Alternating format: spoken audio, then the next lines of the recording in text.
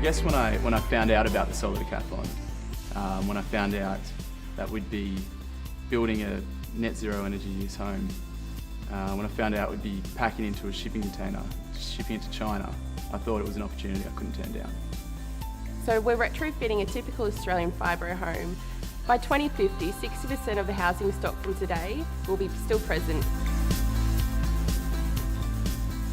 The Illawarra Flame tree, every year it sort of rebirths itself into bright, vibrant colours. So with our philosophy about retrofitting with this project, us at the Illawarra Flame tree really representing how the existing building stock can rebirth itself into a new era of sustainable living.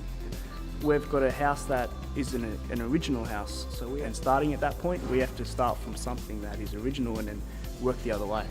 We can't just start from a blank sheet of paper, we have to sort of try to make it work with what we have. The Illawarra Flame is going to be a net zero water use house. So that means we're going to harvest all of our rainwater. It means all the water we use will be reused again by flushing it down the toilet. We're going to use reed beds, natural wetlands, to treat the water to a quality high enough that you can wash your clothes with it.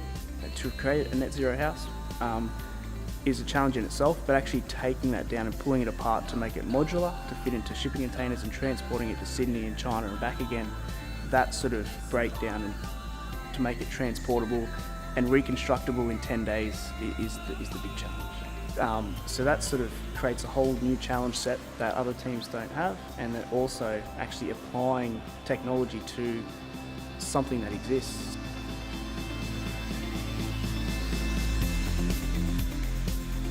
The other thing I really want to get out of it is those cost-effective innovations that we can do right now that make perfect sense in reducing our energy demand whilst maintaining the quality of life. So it coordinates different part of the electrical plant of the house, so from the power generation to the power distribution and the lighting system, and also the control system of the house, which is integrating different systems that are used inside the house. There's a lot of really interesting things we're doing technically. My favourite ones, we're looking at drawing some heated air from underneath solar panels to heat the house in winter, which is a great concept that we've sort of brought up through this solar decathlon project.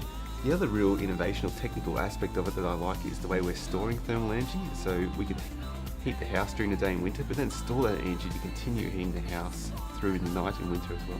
For me, I hope to say, I was a part of something that really had an impact on the University of Wollongong, Wollongong itself, and Australia.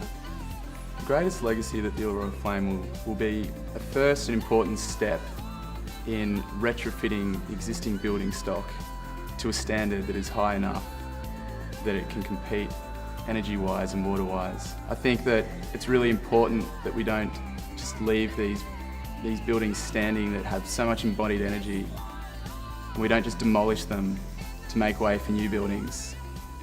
Ni hao Zhong Guo!